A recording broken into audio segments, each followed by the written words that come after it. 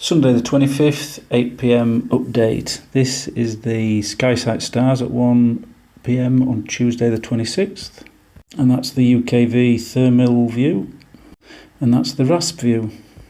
And that's SkySight's view of wind, UKV and RASP. So we've got the Peak District as one area. We've got West Wales. Less good air mass in Cumbria and the Dales. This is going 130 and 2. Good air there. We've got the breakdown of the good air coming in from the east coast. I just switched to surface winds and that appears to be the sea breeze coming in there. Continue stepping through the afternoon. That's 4:30, 5 o'clock. Okay, I'm thinking of the Peak District because it's not too far for me. UKV at 10, 12, 1, 2, 3, 4. You can see that sea breeze coming in like we saw on SkySight. 5 and 6. And let's do the same with RASP. See that area of good thermic air expanding and then being eaten away by the sea breeze from the east. But there's still that patch of good air in the western Peak District at 5 before it fully breaks down. The blue dot is where I live and the Peak District is south-southeast from there. And that's light winds at 11. Still patches light wind. What there is got a westerly flow to it. And this is at 1:30. Still got light winds there and it still seems light westerly. Now at 5 o'clock and it's beginning to pick up there. And you can also see the winds coming in from the east coast. So this is the UKV, that area of light wind seems to pick up some wind speed back into the afternoon. I'm focused on the peaks there. Start at 11. This is RASP view of the boundary layer average wind. Might be a little bit stronger. Certainly got that westerly component. A little bit stronger than the other models were suggesting. But it seems to, well, it's kind of on the border, the edge of being light and then having some reasonable strength to it.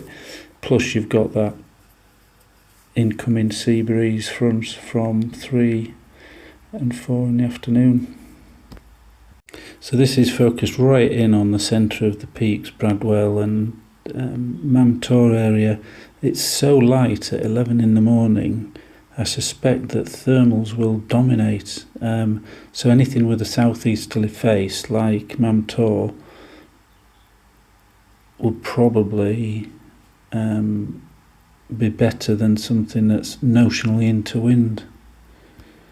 By 12 it's picked up a little bit around Mamtor, but it's still very light at Bradwell. At 1 you've got around about a 10 km/h west-northwest at Bradwell. Switching to the 3,000 feet wind, it's light, probably less than 10 km/h westerly at 1. Then as we step through, it's picking up a bit more westerly by 3. Then it comes round to northwest or west-northwest by 4 and moves a bit more north by 5. So it looks like the sky is working by midday. And this is how it develops. At 3:30 begins to become less active by 5 o'clock. But I think we're talking about a window 12 till 5. The thermal heights are significant there. They are upwards of 5,000 feet and in some towards the north there, you're getting very high indeed, perhaps up to 8,000. I've been racking my brain trying to figure out options for tomorrow. This is one that I've come up with but discounted. The stars look okay as you go around, although by 4 o'clock you've got that advancing sea breeze, so you'd probably take a detour heading sort of due west and then north rather than that direct line. But the problem is the wind speed. You can see it's pretty much over 10 kilometers an hour all day long, which will make it super difficult. That's according to the GFS wind model, and that's the UK Met Office winds, and they're all well into the teens and well into the teens.